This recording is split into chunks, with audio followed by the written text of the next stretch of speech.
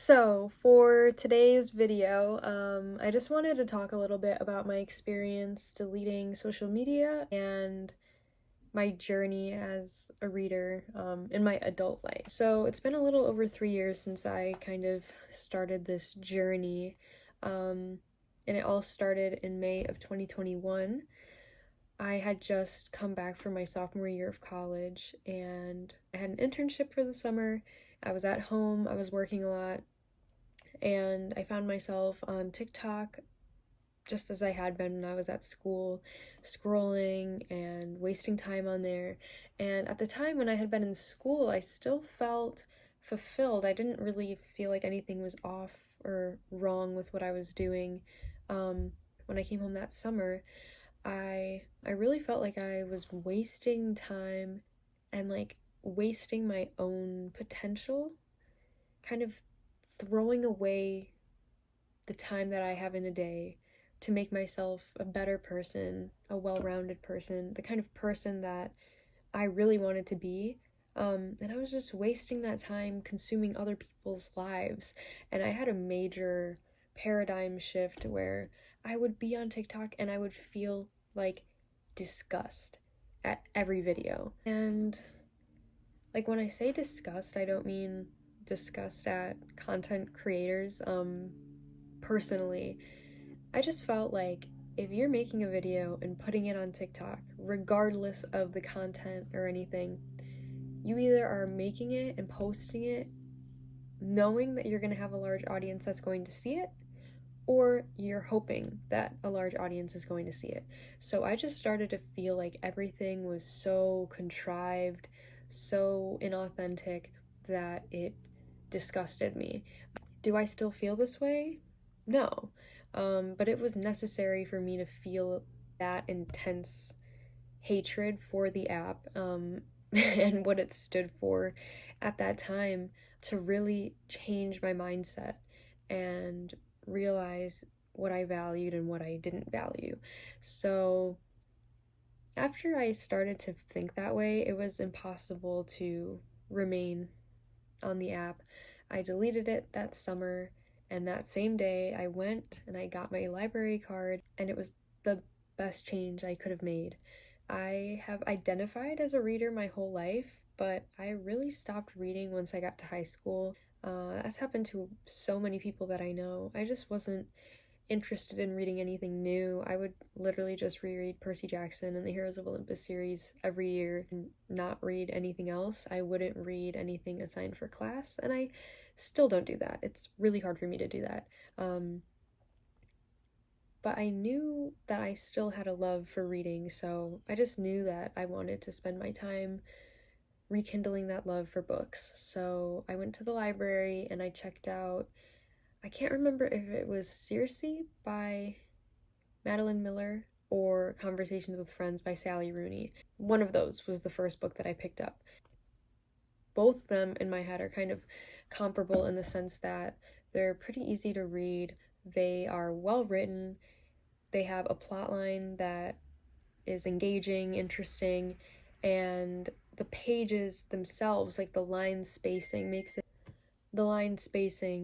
it easier to actually read the page, because that's what I noticed was going to be my first obstacle. Actually being able to sit and read, focus on what I'm reading, and be able to scan the page like it's actually a skill and a muscle that needs to be used to get stronger. So yeah, I just thought those two books would be good to start off with. A lot of people that say like, oh, I want to start reading again, I want to start reading again, and then they want to start with something very complicated, very long, very dense, and that doesn't mean that they're not capable of reading it, but to get yourself in the habit, it's okay to start with something a little simpler. So that's what I did, and it took off from there for me, but I knew that I had that in my heart, like I always knew that books were something that I loved and was passionate about, and I just needed to be able to rekindle and find that passion again. So I spent that whole summer reading and I read quite a bit. I was a little bit lost on what I wanted to read, but I've found, even now, 3 years later, that if you read what you're interested in and what you like, you'll never run out of things to read, because what you've liked will always inform what you read next. Not even to say, like, you would be staying in the same genre. Like, I fell in love with The Secret History. That led me to Bret Easton Ellis. That led me to Joan Didion. That led me to essays in general. So, yeah. But back to my journey. So I still had Instagram at this time. I still had Twitter. And I still had Snapchat with just a private story. And then I think around that time, I deleted my Snapchat. I was just like, okay, of course I love being on my friends' private stories, but I got to the point where I felt like I don't want to share my life. I realized more and more that not everything of value needs to be shared, and not everything that is shared is of value. And I realized even within my own life, I started to question, why is that what I want to show? Why is that what I want to put out on the internet? And I found that it's just an easy way. Having access to the internet and having social media accounts is an easy way to kind of build yourself up to be the person that you want to be perceived that way by people you know and people you don't know. But then I realized I'm never going to be the person I want to be if I'm not just that person, you know? And no social media validation is going to make me the kind of person that I want to be. Only I can do that. And only I can do that if I'm doing it for myself. So February of 2022, I deactivated my whole Instagram account. And that was like one of the weirdest things, because I loved Instagram. I got it when I was in 7th grade. I never felt like I was dependent on it, or that I would go on there and compare myself to people I would see. But the problem was that it was so important for me to properly curate myself, because I wanted to be known for the way that I saw myself. And honestly, like, it's hard to reflect that online and to not cross that line where you know, or I guess a little bit inauthentic. It's just inevitable. You know, you're going to choose the picture that you look better in. You're going to post something that's going to show all of your followers that you're the kind of person that does this, you're the kind of person that likes that. It doesn't mean that you're not being truthful, but there's still like that underlying motive that I felt tainted everything social media related for me. I've definitely calmed down with that sentiment, but it was important for me to really reject it all at once so I could actually grow and improve myself. So once I deactivated my Instagram, I also realized that I had a lot of fear that I overcame. I was afraid that I was going to lose friends. I was afraid that I was going to be out of touch with the people that mattered to me. And I didn't want to admit it to myself, but I was also worried that I was going to regret losing, you know, connections, people that I was mutuals with, people that I wasn't even friends with that I just thought were important to me but weren't. And once I deleted the app, I realized, you know, the people that actually mattered to me are still in my life. Like, nothing has changed.